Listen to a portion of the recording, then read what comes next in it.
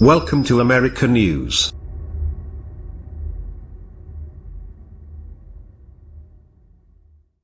Brynn, AndersonAssociated Press. The morning PLUM. It is probably not an accident that President Trump unleashed ugly tweet storms that attacked kneeling football players and implied that Puerto Rico is to blame for its own disastrous fate, even as he faces the possibility of major, humiliating personal losses of his own on two fronts. Trump desperately wanted to sign something, anything at all, regardless of its consequences for millions, that would allow him to boast at rallies that he had obliterated his predecessor's signature domestic accomplishment. Yet today, we are likely to find out that the Cassidy-Graham repeal bill is finally dead. Meanwhile, Trump has gone all in for GOP establishment pick Luther Strange in today's Alabama Senate primary runoff. Yet it's plausible that his runoff opponent, religious right extremist Roy Moore, will prevail. Trump today went after the kneeling football players yet again, tweeting this: ratings for NFL football are way down except before game starts, when people tune in to see whether or not our country will be disrespected. The booing at the NFL football game last night, when the entire Dallas team dropped to its knees, was loudest I have ever heard. Great anger. There is probably no one who grasps the nature of Trump's bond with his voters as well as former chief strategist Stephen K. Bannon does, and a new Bannon quote is quite illuminating about Trump's ongoing assault on football players exercising their right to peaceful protest. Bannon said this on Fox News: if the National Football League players want to take a knee, they should take a knee at night, every night, and thank God in heaven Donald J. Trump is President of the United States.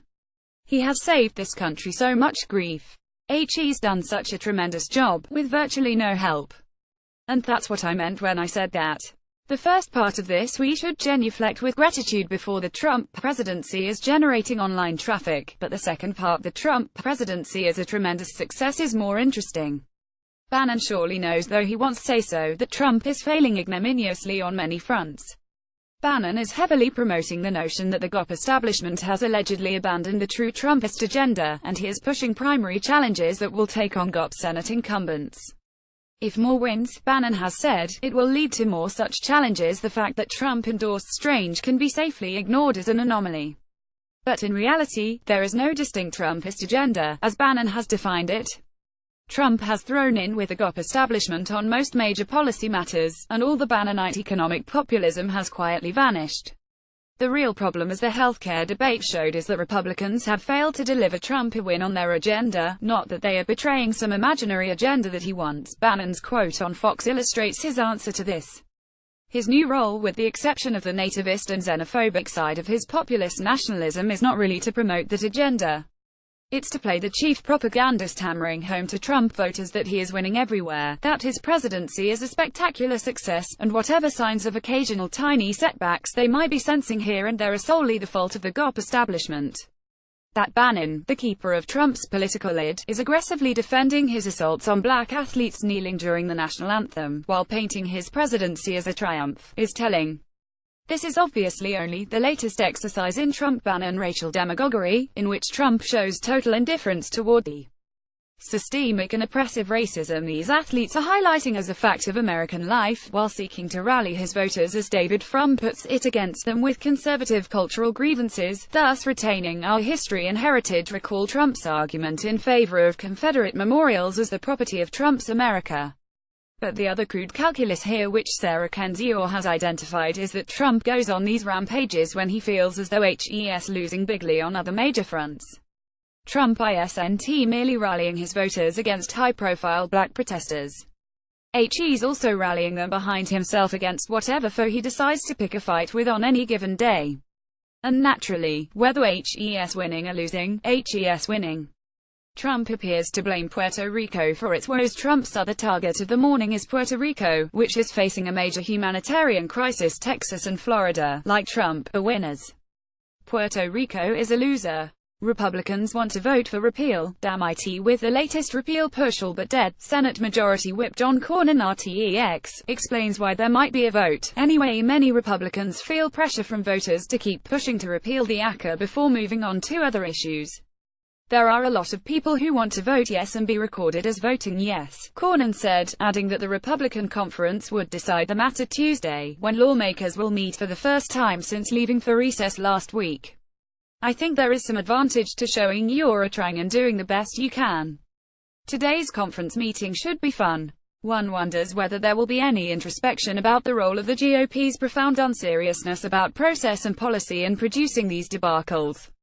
Republicans may try repeal yet again. The Senate parliamentarian has ruled that Republicans can't do repeal by a simple majority reconciliation vote after September 30, but CNN notes that there is still the option of trying to do repeal by reconciliation as part of tax reform, one avenue being discussed by lawmakers like Graham and Sen.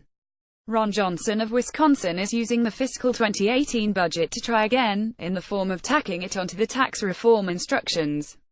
That concept comes to the horror GOP lawmakers and lobbyists cognizant not only of how difficult tax reform will be, but petrified of adding healthcare back into the mix. Hate Obamacare, but let's not strangle tax reform in its crib just out of frustration, one GOP lobbyist texted about the idea. That seems like an extremely risky course, since it maximizes the possibility that Republicans will accomplish nothing whatsoever in legislative terms, heading into the midterms. If repeal fails, THERES always sabotages. It looks all but certain that the latest repeal push will fail. Bloomberg Politics makes a key point about what's next. Health insurers now face the prospect of deciding what insurance plans to offer in the individual Obamacare markets for 2018, and how much to charge, with little certainty over how the Trump administration will run the law. The deadline for insurers in many states to sign agreements to offer coverage in the marketplace is later this week. The companies and their industry groups have warned that the uncertainty will lead to much higher premiums. It would not be in the least bit surprising if Trump decides to prolong this uncertainty, which could harm untold numbers of people, out of sheer spite. GOP senators will vote against their own state's interests if there is a vote on Cassidy Graham. As many as 49 GOP senators will vote for it, and the Democratic group American Bridge today released a compilation of research that demonstrates how the bill would impact states such as Nevada, Ohio, West Virginia and Florida.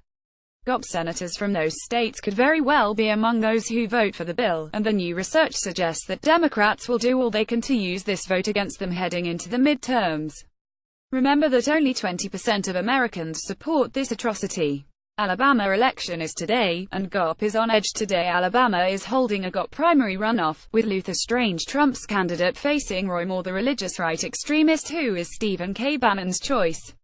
The Washington Examiner sums up the GOP unease. Senior Republican officials are uneasy. They worry Moore's victory would fuel a groundswell of enthusiasm on the populist right, triggering a wave of well-resourced primaries that weaken Republican incumbents, or worse, see them ousted in favor of weak general election nominees, dashing GOP hopes of broadening its 52-seat majority. This is, of course, exactly what Bannon hopes will happen.